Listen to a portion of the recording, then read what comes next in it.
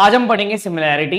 Similarity का मतलब क्या होता है, अगर दो शेप बिल्कुल देखने में सेम लग रही हैं तो वो सिमिलर कहलाती है। सारे सर्कल सिमिलर होते हैं, सारे इक्विलेटरल ट्रायंगल सिमिलर होते हैं, सारे स्क्वायर अपने आप में सिमिलर होते हैं, चाहे छोटा हो चाहे बड़ा हो। लेकिन हमें अब ट्रायंगल के बारे में पढ़ना है, सिमिलैरिटी के बारे में। तो आपने बोला इसमें बस एक चीज देखिए आप, कि जैसे ये वाली शेप इसके सिमिलर तब होगी जब इनके एंगल, मान लो ये ए है, ये बी है और ये सी है, तो ये भी ए बी सी होने चाहिए, तो सिमिलर होते हैं। यानी कि शेप छोटी बड़ी हो सकती है लेकिन सिमिलर। बट इसमें आप साइड को लेके क्या रिलेशनशिप होता है वो भी मैं आपको बता देता हूं।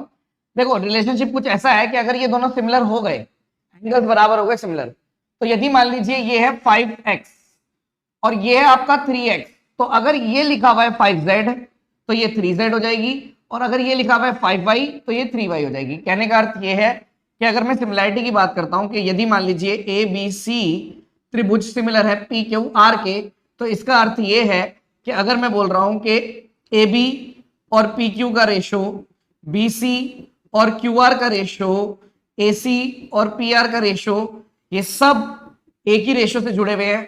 यहां तक कि इन दोनों के पेरीमीटर का रेशो, इन दोनों के इन रेडियस का रेशो, एल्टीट्यूड की हाइट का रेशो वगैरह वगैरह वगैरह, और एरिया का रूट दोनों का ये भी सेम रेशो से ही रहेगा। यानी आप एक तरीके से क्या कर रहे हो, एक शेप ले रहे हो और उसको बस आप बड़ा छोटा कर रहे हो। जैसे ये है, लेट्स से मैंने बोल दिया कि ये मेरी एक ट्रायंगल है और मैंने इसको छोटा बना दिया, तो एंगल सेम है, एंगल सेम है, लेकिन आपने बोला मतलब ये इसके कॉरेस्पॉन्डिंग है, इसके इसके सब बराबर है, बट साइड का डिफरेंस है। तो इससे क्या फायदा होता है, जैसे अगर मान लीजिए दो पैरेलल लाइन है, मान लो जैसे आपने बोला कि एक ट्रायंगल है और जिसके अंदर इसके पैरेलल एक लाइन है।